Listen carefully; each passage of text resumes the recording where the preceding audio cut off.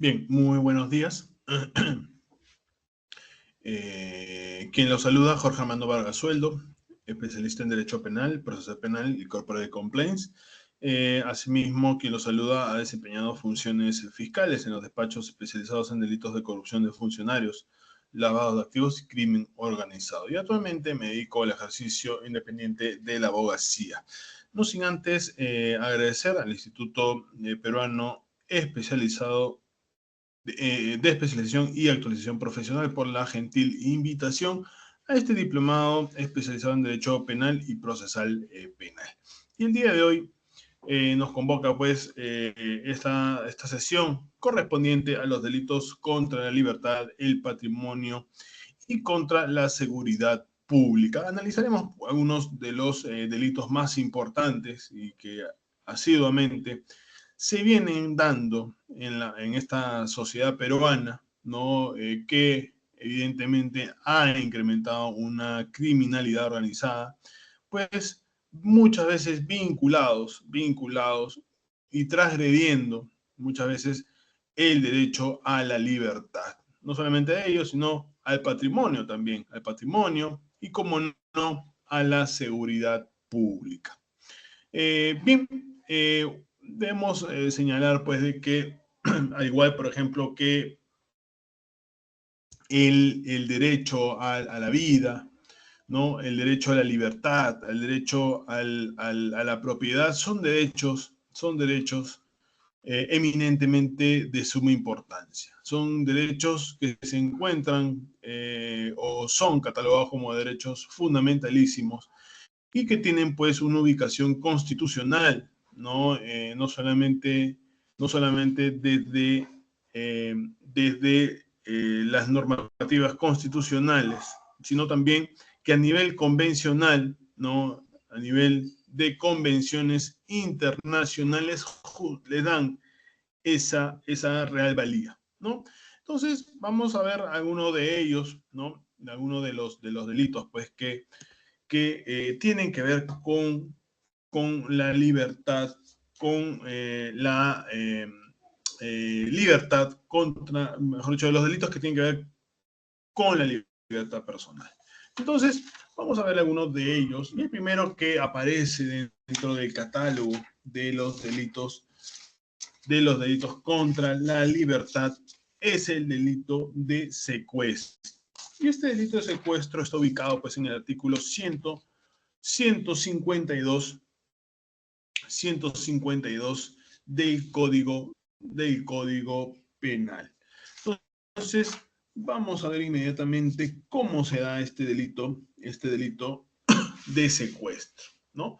Señala lo siguiente, su primer párrafo dice: será reprimido con una pena privativa de libertad no menor de 10 ni mayor de 15 años el que sin derecho, motivo ni facultad justificada priva a otro de la libertad personal, cualquiera sea el móvil, el propósito, la modalidad, circunstancias o tiempo que el agraviado sufra la privación o restricción de la libertad. Bien, como bien jurídico tenemos que tener en cuenta que desde el desvalor de la acción se aprecia la tutela penal de la privación o restricción de la libertad de la persona. Se trata de un tipo penal común que protege el derecho fundamental a la libertad personal como atributo específico de la persona humana, directamente vinculada con su capacidad de obrar y actuar. La protección de que no sea conminada a realizar aquello que no desea hacer. Bien, como elementos normativos del tipo penal, uno de los primeros que vamos a analizar es el elemento normativo sin derecho, ¿no?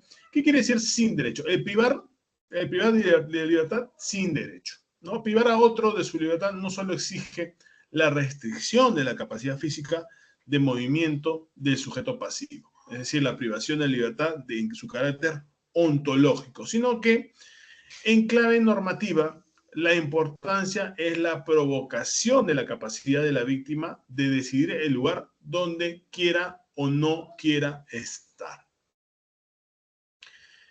Otro elemento normativo, por ejemplo, es el sin motivo ni justificada, ni facultad justificada, ¿no? Eso tiene que ver, pues, con el principio de la legalidad penal y lesividad del bien jurídico tutelado.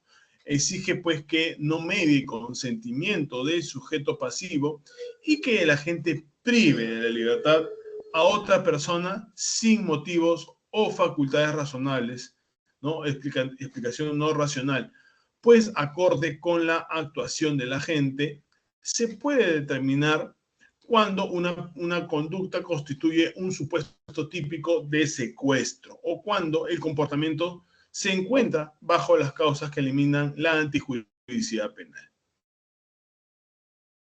¿Cuáles son los elementos circunstanciales para la interpretación del delito de secuestro? ¿No? Tenemos que tener en cuenta que el delito de secuestro atenta, ¿no? Sin duda, contra la libertad ambulatoria o la libertad de movimiento, ¿no?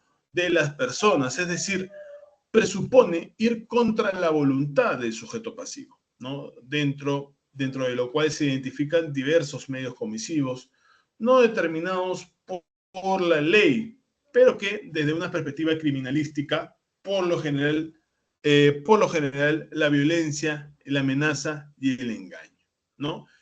Muchas veces se utilizan estos actuaciones de violencia, de amenaza o de engaño para justamente sustraer, ¿no? A esta persona de su libertad ambulatoria, ¿no? De la libertad de movimiento que tiene toda persona.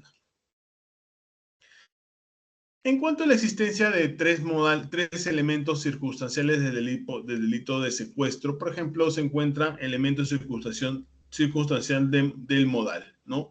Tiene vinculación con los medios comisivos de la privación o restricción de libertad, es cualquier medio. No interesa el medio por los cuales uno utiliza para poder sustraer del ámbito ambulatorio de la persona. Puede ser por amenaza, puede ser con violencia, puede ser utilizando cualquier modalidad, ¿no?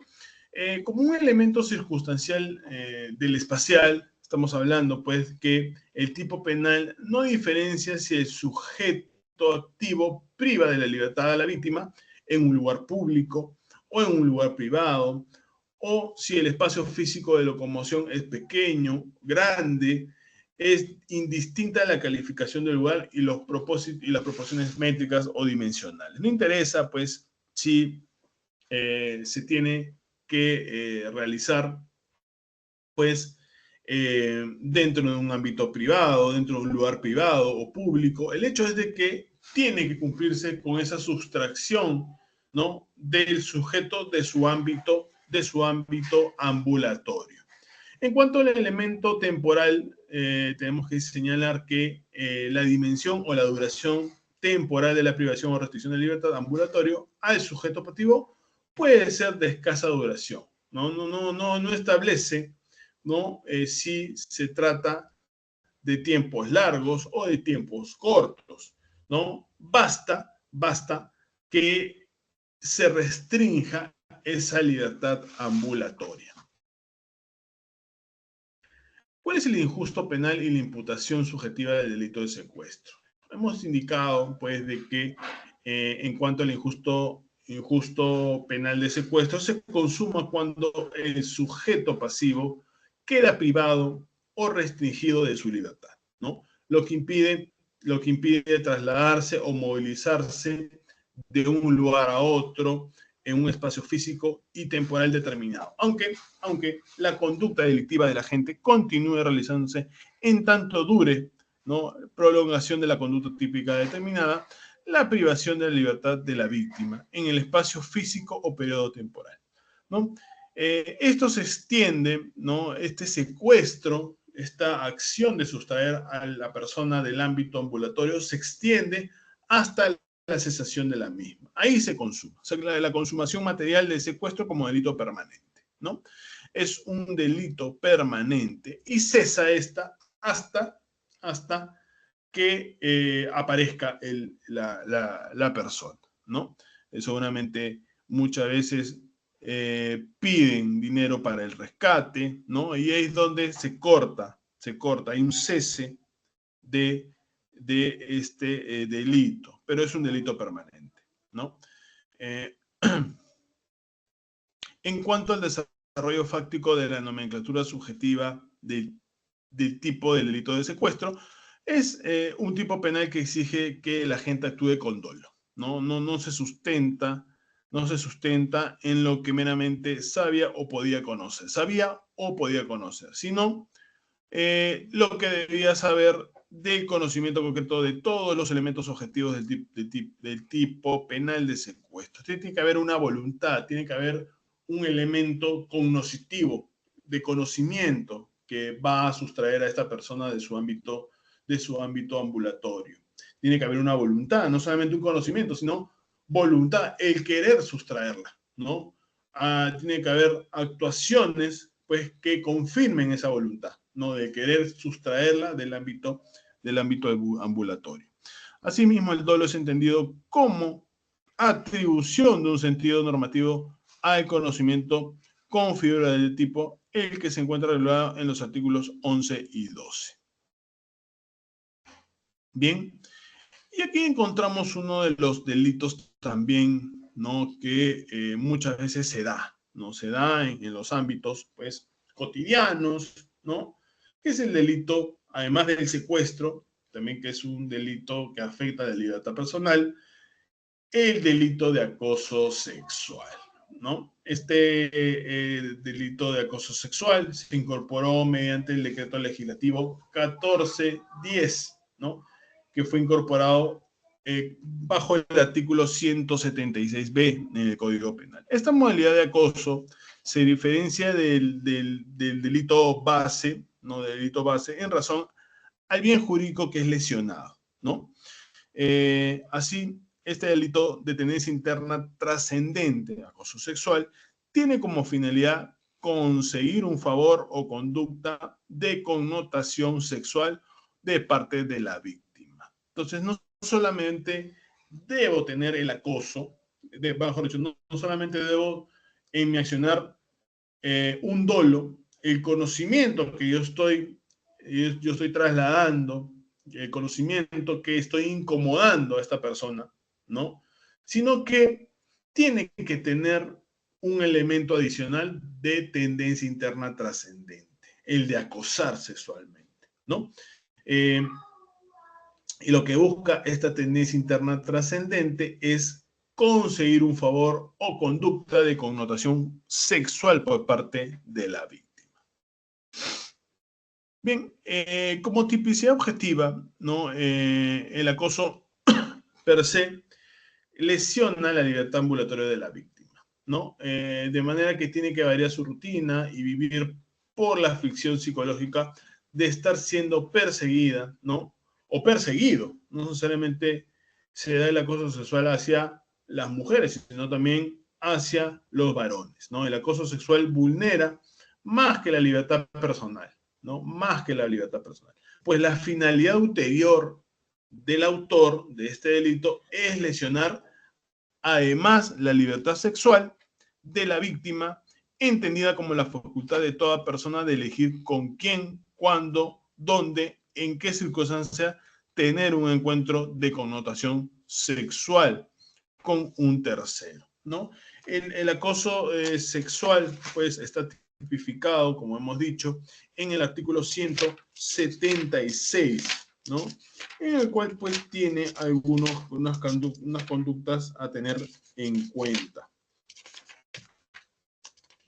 Por ejemplo, establece que el que de cualquier forma, vigila, persigue, hostiga, asedia, busca establecer contacto o cercanía con una persona sin el consentimiento de esta para llevar a cabo actos de connotación sexual, ¿no? Entonces, acá el autor, no solamente trata de vulnerar la libertad personal de esta persona, sino que trata de lesionar la libertad sexual, ¿no? La libertad sexual de la víctima, entendida como la facultad la facultad de toda persona de elegir con quién estar, dónde estar, en qué circunstancias estar, con personas dentro de un escenario de connotación sexual, ¿no?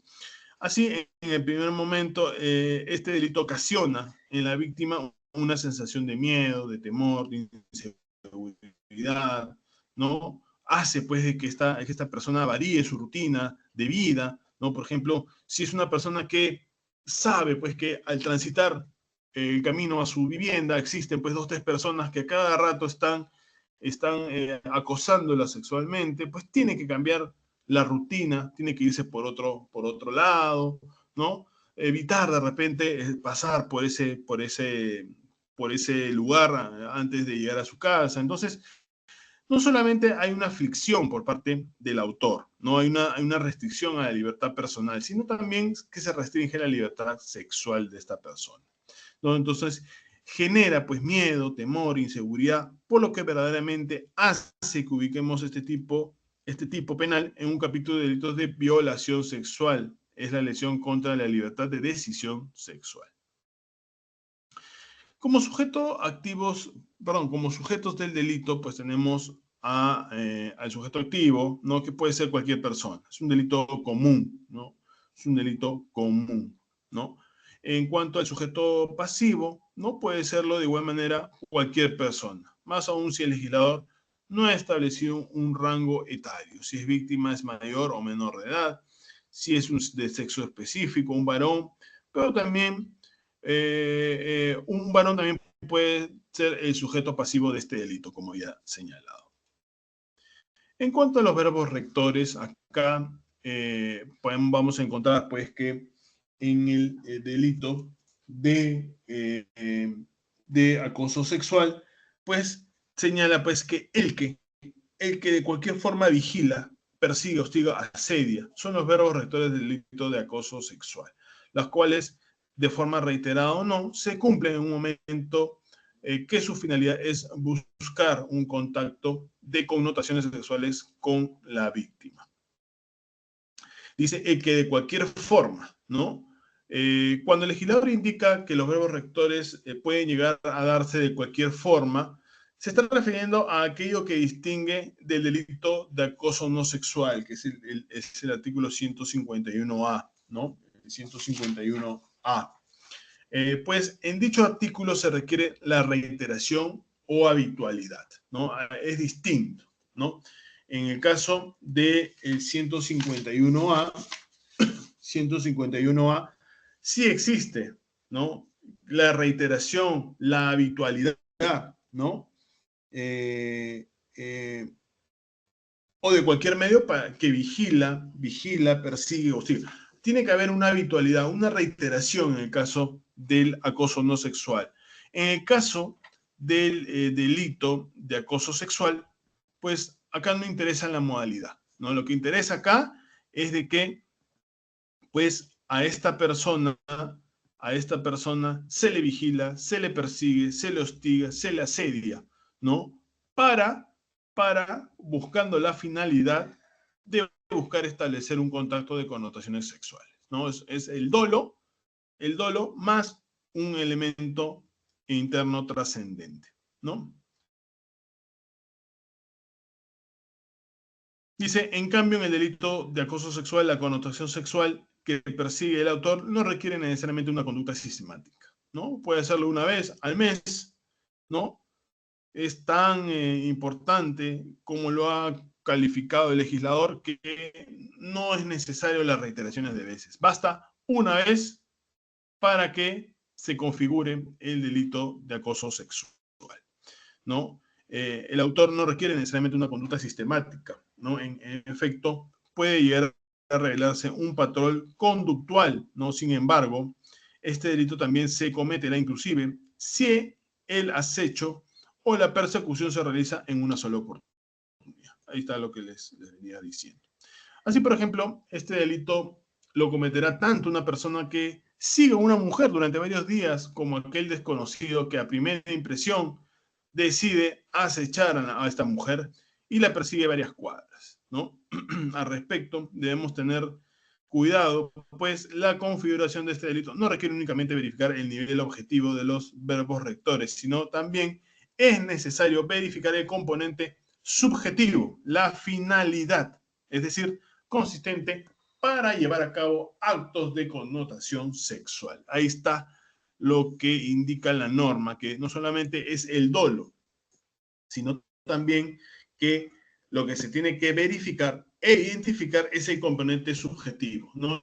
La tendencia interna trascendente, la finalidad, ¿no? Que quiere decir que esta conducta tiene que conllevar, pues, a actos de connotación sexual. En cuanto a la denominación que establece la norma sin consentimiento, ¿no? Señala, pues, de que dice que de cualquier forma vigila, consiente, perdón, persigue o sedia, busca establecer contacto o cercana con una persona sin consentimiento, ¿no? Es posible argumentar que la víctima en un momento y de manera anterior haya consentido un encuentro, ¿no? O sostenido una comunicación con contenido sexual. Sin embargo, en el momento en que la receptora de estos mensajes manifiesta al sujeto activo que deje de hacer esas tales insinuaciones y pese a eso el acosador continúa, estará cometiendo el delito. O sea, acá puede darse el caso de que en algún momento, la persona, la víctima, la mujer o el hombre, pues haya podido tener algún contacto, ¿no? Una comunicación, ¿no? Con contenido sexual, incluso con su agresor. Pero basta que la mujer o el hombre o la agraviada o el agraviado decida poner un alto a ese tipo de mensajes, ¿no? Y el sujeto activo, por el contrario, insiste, ¿no? Ahí se puede estar cometiendo este delito. Cuando el sujeto pasivo es menor de 14 años, invoca el consentimiento, resulta necesario, pues, que estas personas no poseen capacidad y goce de libertad sexual, al no tener una autodeterminación sexual propia. No pueden dar consentimiento, ¿no? Así, el legislador sanciona esta conducta para proteger su indemnidad sexual. Dice, ¿qué refiere la norma cuando busca o cuando señala que busca establecer contacto o cercanía, ¿no? La configuración de los verbos rectores puede darse tanto de manera presencial como no presencial, ¿no? Así, por ejemplo, si todos los días la víctima recibe vía WhatsApp mensajes de insinuación de contenido sexual, ¿no? O proposiciones de tener un encuentro sexual con ella, ¿no? Ahí creo que la norma ha establecido con claridad cuando nos referimos, ¿no? Cuando la norma nos establece, cuando busca establecer contactos o cercanía, ¿no? Puede ser a través de un mensaje, puede ser a través de un mensaje WhatsApp, con insinuaciones de contenido sexual o proposiciones de tener un encuentro sexual con él. En cuanto al contexto de producirse este delito en la vía pública, por ejemplo, si el perseguidor alcanza a la víctima y procede a realizar actos de connotación sexual sobre esta, estaremos frente a un concurso, ¿no? En el cual, en aplicación al principio de consunción, deberá prevalecer la tipificación del delito de tocamientos o actos libidinosos o de connotación sexual, ¿no? Ahí concursa con otro tipo de delitos, ¿no? Cuando, por ejemplo, se da a la vez estos actos cuando exterioriza el agresor hacia la persona, hombre o mujer, ¿no? Estas comunicaciones que buscan, pues, mantener un contacto, actos de connotación sexual, pues puede concursar, por ejemplo, con tocamientos, ¿no? Con tocamientos o actos libidinosos. Para realizar actos de connotación sexual, la norma así lo establece y se refiere, pues, cuando, y acá hay que tener en cuenta también el artículo 6 de la Ley de Prevención y Sanción de Hostigamiento Sexual, ¿no? En la cual denomina los actos de connotación sexual como aquellos actos escritos, verbales u observables que consisten en las siguientes conductas. Por ejemplo, insinuaciones sexuales, proposiciones sexuales, gestos obscenos o exhibiciones a través de cualquier medio o imagen de contenido sexual que resulten insoportables, hostiles, humillantes u ofensivos para la víctima. Acercamientos corporales, roces, tocamientos u otras conductas físicas de carácter sexual, dice, que resulten ofensivas y no deseables para la víctima. Eso es lo que refiere cuando se refiere a actos de connotación sexual. En cuanto a la tipicidad subjetiva del acoso sexual, es un delito netamente doloso, ¿no? No es posible sancionar estas conductas como culposas, ¿no? Sin embargo, a modo de distinción entre lo que sanciona el legislador en el artículo 151A y el delito de acecho sexual, es pertinente advertir la presencia de un elemento subjetivo adicional en el dolo mencionado, que es de naturaleza trascendente, como habíamos dicho. En este tipo de delitos no solamente necesito el dolo, sino un elemento un elemento de tendencia interna trascendente. Es decir, acosar para realizar un acto de connotación sexual.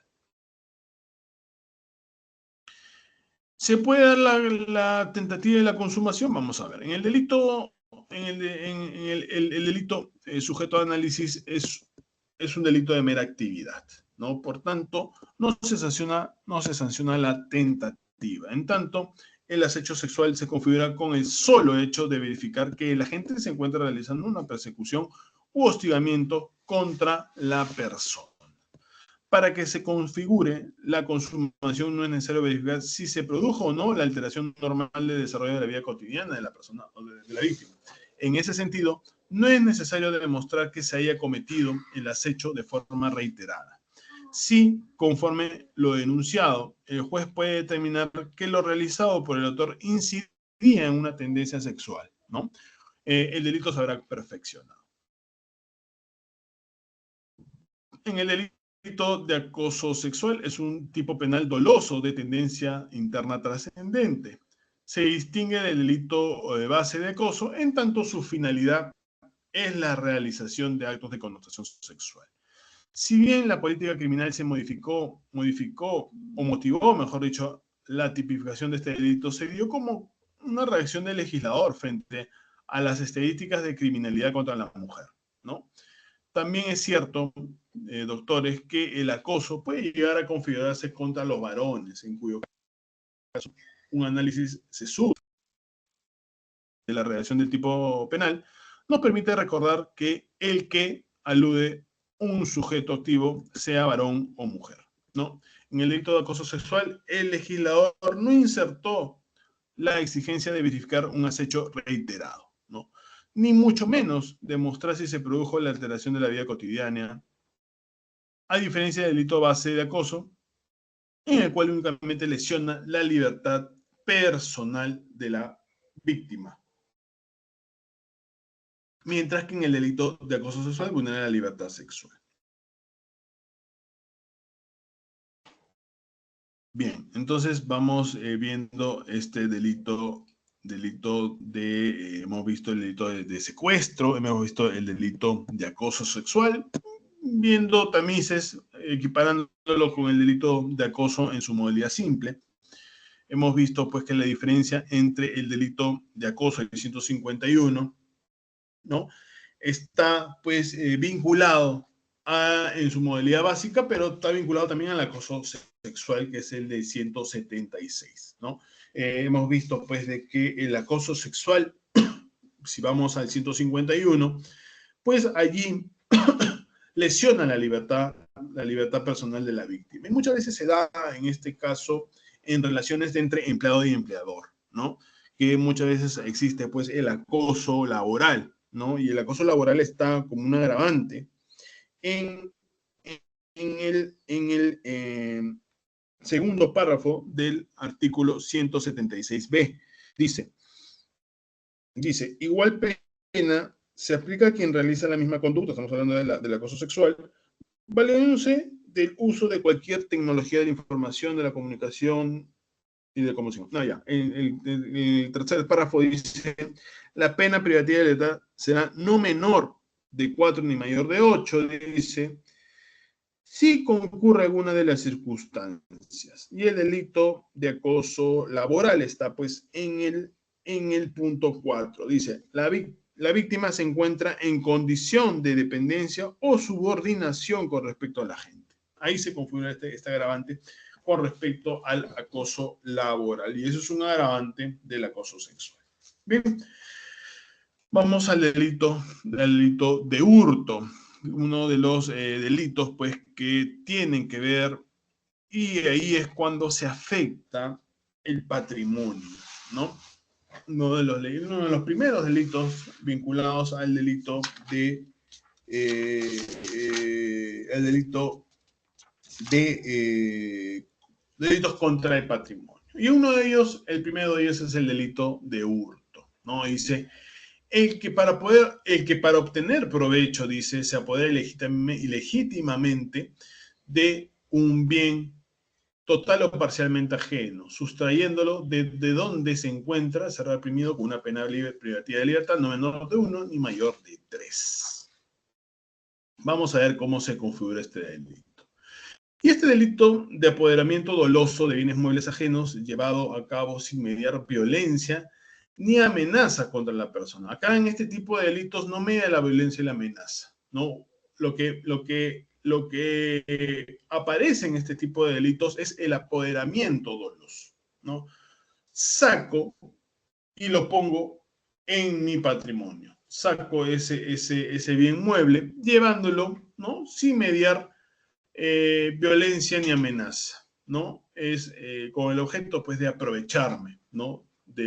Ya sea del bien o de su uso o de sus frutos, ¿no? Es el denominado simple debido a que no se requiere para su perfección típica el concurso de circunstancias modales, ¿no?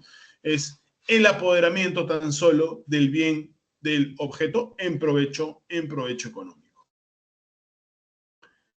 Bien, este delito también se haya delimitado en su extremo de menor significancia por las faltas del hurto, ¿no? Que está establecido en el artículo 444 del Código Penal y por el empleo de agravantes para su comisión en su extremo de máxima significancia penal, ¿no? Eso está ubicado pues en el artículo 444 y dice lo siguiente, dice el que realiza cualquiera de las conductas previstas en el 185, estamos hablando del hurto simple, o 205 dice cuando la acción recae sobre un bien cuyo valor no sobrepase una remuneración mínima y tal, será reprimido con prestaciones comunitarias, ¿no? Comunitarias, ¿no? De 40 a 120 jornadas. Pero acá lo delimita, o dependiendo, mejor dicho, de la cuantificación del objeto, ¿no? Si ese objeto no sobrepasa una remuneración mínima vital, entonces esta persona realizará prestaciones de servicios comunitarios, ¿no? Entre los 40 a 120 jornadas o con 60 a 180 días multa, ¿no? Sin perjuicio de la obligación de restituir el bien sustraído o dañado. Muy bien. Entonces, vamos analizando un poquito respecto a los comportamientos típicos del hurto simple y es el referido, por ejemplo, al apoderamiento. ¿Qué significa con el apoderamiento ilegítimo?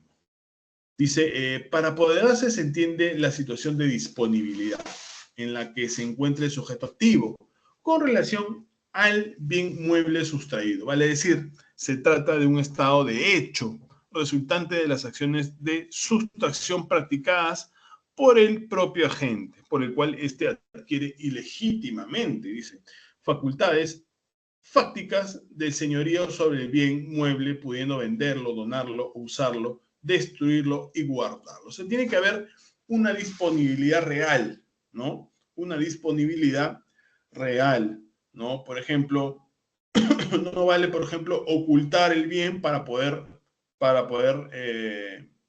sustraerlo, ¿no? Puede darse el caso, pues, de que para que exista un hurto, pues tiene que haber una disponibilidad real, ¿no? Una disponibilidad real que acarrea, pues, una adquisición ilegítima, ¿no?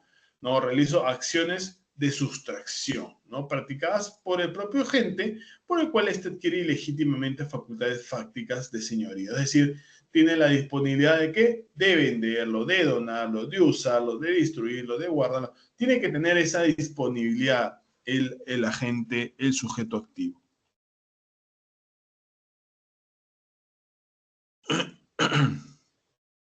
Para llegar o acceder a este estado, dice el resultado de apoderamiento, el agente deberá, por ejemplo, quebrar el ámbito de custodio, ¿no? Vigilancia practicada sobre el bien por el propietario o poseedor, o efectuar desplazamientos material o funcional del bien, ¿no? O constituir un nuevo ámbito de dominio del derecho bajo su competencia, desde el cual dispondrá de bienes muebles a sus fines delictivos. Entonces, tiene pues que el sujeto activo que quebrar ámbitos de custodia y vigilancia practicadas sobre el bien por el propietario. Entonces tiene que haber una real disposición, ¿no? Una disponibilidad del bien. ¿Cuándo se consuma este delito? ¿No? Se consuma cuando el agente tiene consigo los bienes en su ámbito de custodia. O sea, no solamente tiene que lograr la disponibilidad del objeto, del mueble, ¿no? Sino que tiene que llevarlo al ámbito de su custodia, ¿no? Llevarlo al ámbito de su custodia. Cuando la cosa está fuera del ámbito de custodia del propietario o del poseedor. Es suficiente que el sujeto activo tenga facultades reales de disposición, no necesariamente que disponga, ¿no? Por un breve lapso de tiempo, ¿no?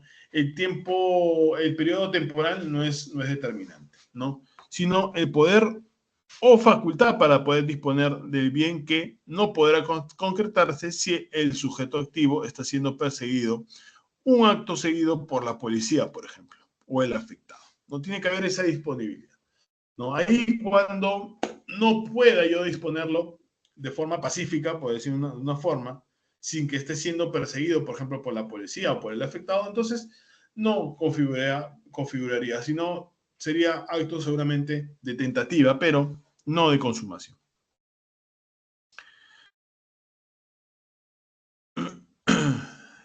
Según la plenaria 1/2005, señala pues que el momento consumativo del hurto, al igual que el delito de robo, se configura cuando el agente se apodera ilegítimamente de un bien mueble total o parcialmente ajeno, sustrayéndolo del lugar donde se encuentre. El acto de apoderamiento es el elemento central de identificación para determinar en el ítem de crímenes la consumación y la tentativa. El apoderamiento importa, señala esta sentencia plenaria, el desplazamiento físico de la cosa del ámbito del poder patrimonial del tenedor, de su esfera de posesión a la del sujeto activo. La realización material de actos posesorios de disposición sobre la misma a esos efectos según el artículo 185 del Código Penal. Se refiere de la sustracción de la cosa de su titular y a la incorporación a la del agente. Bien, como criterio rector para identificar la consumación se sitúa en el momento en el que el titular o poseedor de la cosa deja de tener a esta en el ámbito de protección dominical y por consiguiente cuando el agente pone la cosa bajo su poder de hecho. Bien, entonces vamos viendo pues que este delito de hurto, ¿no? Se da como otro de los elementos objetivos del tipo, pues recae sobre bienes muebles, ¿no? Por ejemplo, bien mueble alude a todo objeto perceptible, fiscalizado, tangible, que ocupa corpóreamente un espacio definido de localidad, ¿no? Entonces, los bienes objeto de sustracción y apoderamiento deberán poseer contenido económico, ya lo sea directamente por el valor del mismo bien o por una representatividad de convertibilidad inmediata. Bien, estamos viendo pues que en este caso el sujeto activo puede ser cualquier persona, no una persona que haya apoderado el bien ajeno o bien parcialmente ajeno, ¿no? Copropietarios o coherederos que se apoderan en demasía de la cuota determinada que les corresponde, ¿no? Mediante sustracción, ¿no? Salvo, dice, el funcionario o servidor público que vinculado funcionalmente con el bien mueble que forma parte del patrimonio público se apodera de él y en este caso ya no será un robo, ¿no? Perdón, un hurto, no un hurto, sino será un peculado, ¿no? El dueño o propietario del bien, por ejemplo. El propietario que lo sustraiga a quien lo tenga en legítima posesión. Por ejemplo, el custodio, el depositario judicial, el acreedor pendario, ¿no? El poseedor legítimo del bien a quien se apodera de objetos sin dueños, sin dueños o abandonados, ¿no? Ahí tampoco configuraría el delito de hurto, ¿no? Cuando existe un poseedor legítimo del bien, ¿no? Pero este bien no tiene dueño. Ahí no se configura un hurto. Bien, vamos avanzando un poco y caemos para el análisis respecto al delito de robo, ¿no? En el caso del robo, ¿no? Acá el delito de robo tiene la misma configuración del delito de hurto, pero hay una diferenciación. Habíamos dicho que el robo, el hurto, es la posibilidad, ¿no? La posibilidad de poder, en provecho propio, ¿no? Aquella persona que se apodere legítimamente de bien mueble, total o parcialmente, sustrayéndolo del lugar donde se encuentra, ¿no? A diferencia del robo, el hurto no implicaba la violencia, ¿no? No implicaba la violencia, ¿no? La intimidación. En el caso del robo, como elementos es necesario, ¿no? Para su configuración que la gente se apodere mediante la violencia o la amenaza de un bien mueble total o parcialmente para privarlo al titular del bien jurídico. Entonces, para el robo es necesario que, para que se configure el robo, es necesario la violencia o la amenaza, que son circunstancias que no exige, por ejemplo, el delito de hurto, hurto simple. Entonces, cuando nosotros hacemos la lectura, pues en el caso del robo, tiene algunos agravantes. Dice, por ejemplo, el agente será reprimido con pena privativa de libertad no menor de 3 ni mayor de 6 si el hurto es cometido, dice. Perdón, este es el 186. Vamos al robo agravado, perdón.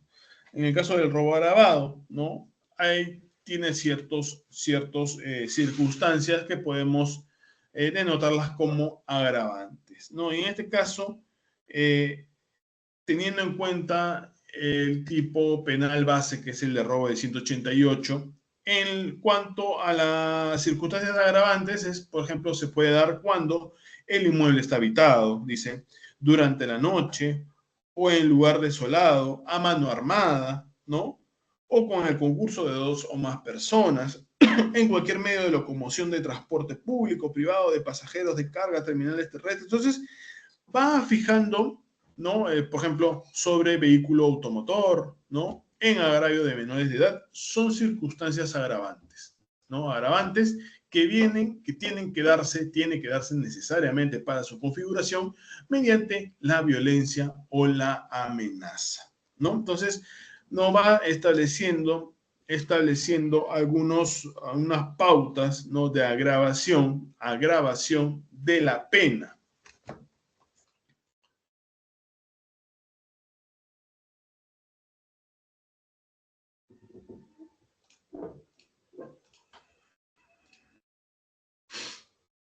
En la sentencia plenaria 1/2005 nos establece esas diferencias entre el hurto y el robo. Dice, la cual parten de la premisa de que el hurto y el robo parten de la misma estructura típica esencial y que la diferencia entre ambas figuras delictivas radica en el medio comisivo de la violencia o la amenaza. En ese sentido, afirma que si en el caso del hurto, el acto de apoderamiento es el elemento central para diferenciar de la consumación de la tentativa. también lo es para el delito de robo. Así pues, para el apoderamiento no solamente importa el desplazamiento físico de la cosa de la esfera de custodia del sujeto pasivo a la del agente, sino también la realización material de actos posesorios, no disposición del bien por parte de este último, en el caso pues del delito de hurto. Pero esta sentencia plenaria 1/2005 pues nos establece esa diferencia, ¿no? La diferencia radica pues en el medio comisivo de violencia o amenaza en el caso del robo. Bien, hemos podido hablar un poquito de los delitos contra la libertad, delitos contra el patrimonio, y hay un delito de suma importancia en caso de los delitos contra la seguridad pública, y es el referido pues al delito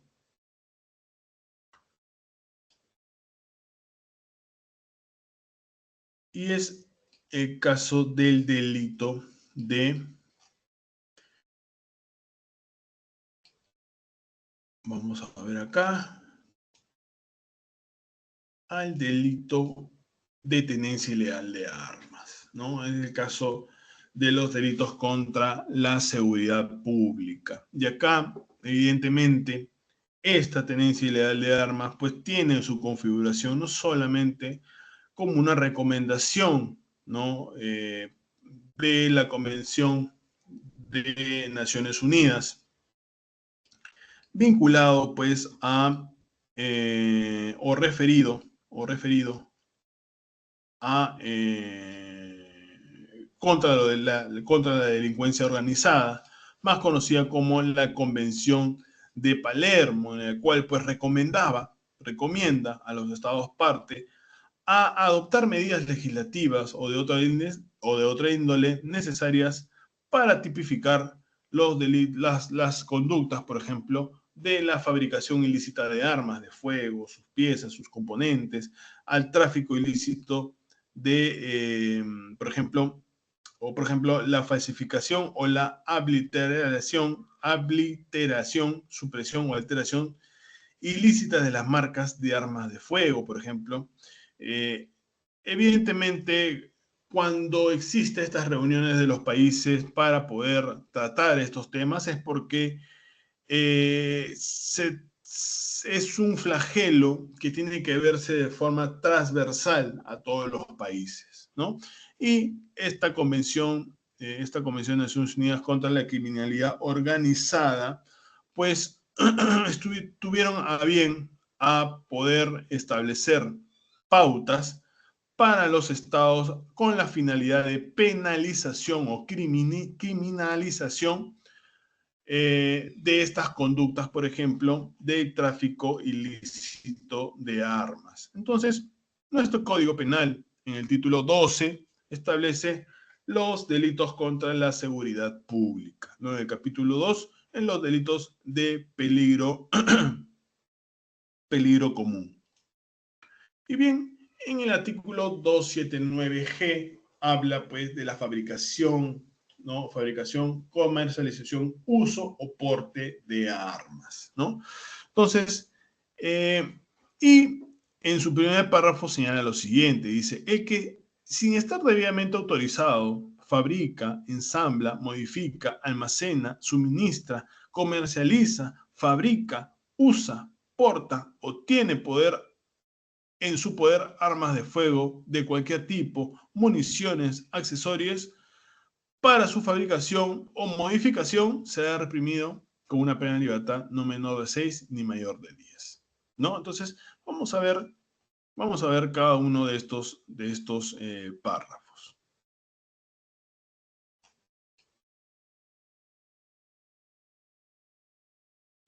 El recurso de nulidad 357-2008 ANCA señala, pues, al bien jurídico protegido con respecto a estos delitos, ¿no? Dice, el delito de tenencia ilícita de armas y de municiones es uno de peligro abstracto, ¿no? O difuso, que posee como bien jurídico tutelado la seguridad pública, en tanto se alteran las condiciones de seguridad común y no solo el sentimiento de tranquilidad pública. Aunque el objeto de tutela esté integrado por un peligro abstracto, tiene que verificarse la conversión de ese peligro hipotético en uno real y efectivo, pues la intervención penal solo resultará justificada en los supuestos en que el arma o material objeto de la tenencia poseen una especial potencialidad lesiva. Bien, vamos un poquito avanzando para que nos alcance el tiempo y analizar este tipo de delitos. Bien, como sujeto activo puede ser realizado por cualquier persona, se trata de un delito común. Será aquel sujeto que, sin estar debidamente autorizado, fabrica, ¿no? Y fabrica tiene que ver con la producción, ensambla, por ejemplo, unir piezas, modifica el número de serie, almacena, guarda. Almacenar quiere decir guardar. Suministro es proporcionar, dar. Comercializar es la comercialización ilícitamente. Trafica, importa, exporta. Usa o porta o tiene en su poder armas de fuego, ¿no? Entonces, eso es lo que criminaliza el, el legislador. Y acá, evidentemente, el legislador nuevamente utiliza mecanismos de adelantamiento de barreras punitivas. ¿Por qué? Porque acá ya está criminalizando incluso los actos de fabricación, ¿no? Actos de fabricación, ¿no? Pues son delitos de peligro abstracto, ¿no? Son delitos que de por sí hay una posibilidad que se afecte la seguridad pública. Entonces, el legislador hace de que se adelante estas barreras punitivas desde el momento de su fabricación, del momento de que ensambla, desde el momento que modifica, desde el momento que almacena, pero el signo distintivo tiene que ver, pues, de que estos actos de fabricación no tendrían que estar debidamente autorizados, ¿no? Ahí es donde incurre, o ahí es donde se criminaliza la conducta. Ahí cuando no estás debidamente autorizado, de igual forma fabricas, ensamblas, modificas, almacenas u otros. La consumación, para que se perfeccione este tipo penal, es necesario que la tenencia, el porte o el uso implica una conducta omisiva. Es decir, que el poseedor no haya tramitado ni cuente con una licencia válidamente expedida por la autoridad administrativa competente, ¿no? Hay una conducta omisiva por parte del sujeto activo. Bien, en cuanto a la tenencia, en sentido amplio, se puede realizar tanto como se lleva el arma fuera del propio domicilio, por ejemplo, o cuando se posee dentro de la misma. Usar está referido al arma, consiste en la capacidad o posibilidad de ejecutar, manipular, utilizar el arma de fuego disparando, dice.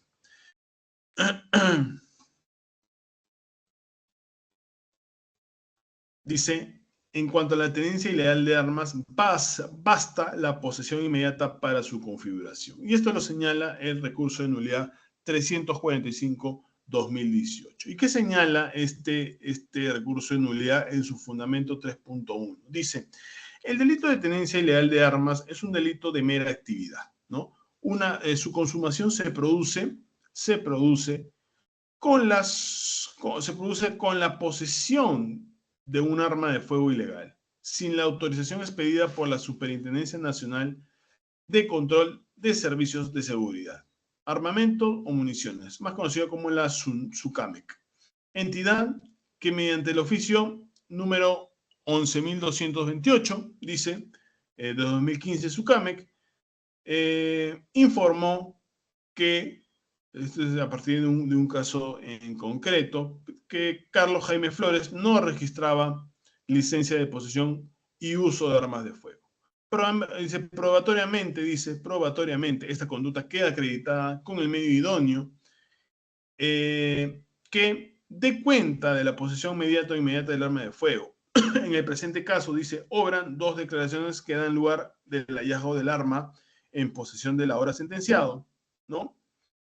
Un arma de fuego revólver marca Taurus, las cuales fueron vertidas por los efectivos policiales que estuvieron a cargo de las intervenciones del ahora sentenciado y como consecuencia de redactaron un acta de registro personal e incautación y comiso del arma de fuego, obrante a fojas 49 y vuelta. Por tanto, no se trata de un solo medio de cargo, sino de la concurrencia plural de medios probatorios, tanto personales como documentales. Entonces, acá lo que se criminaliza es la posesión del arma, pero sin tener la autorización de Sucamex para poder utilizar. Entonces, basta la posesión para que se dé la configuración del delito de tenencia ilegal de armas.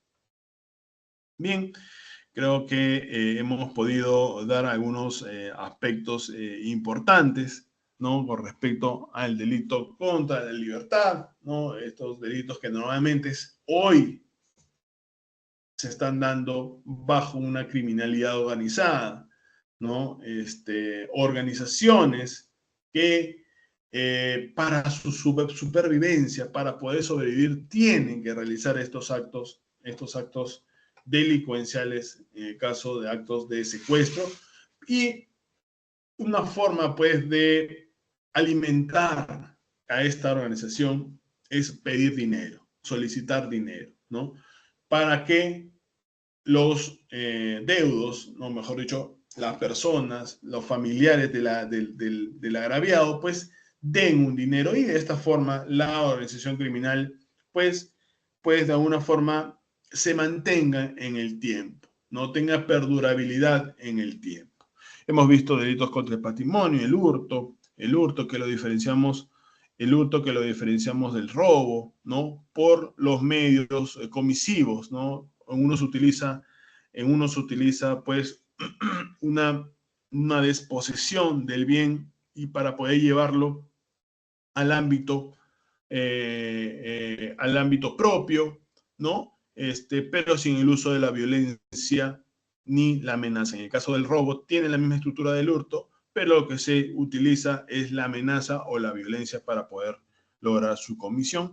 Y los delitos pues, de seguridad pública que vemos que hoy en día aparece mucho, en el caso de las tenencia ilegal de armas, que muchas veces muchas veces aparece en estas organizaciones criminales, ¿no? Que tienen ingentes cantidades de armas, de los cuales no saben cómo las adquieren. Mejor dicho, saben cómo las adquieren, ¿no? Pero no tienen las licencias para poder utilizarlo. Bien, conmigo hasta una siguiente oportunidad y siempre con el agradecimiento por esta sesión.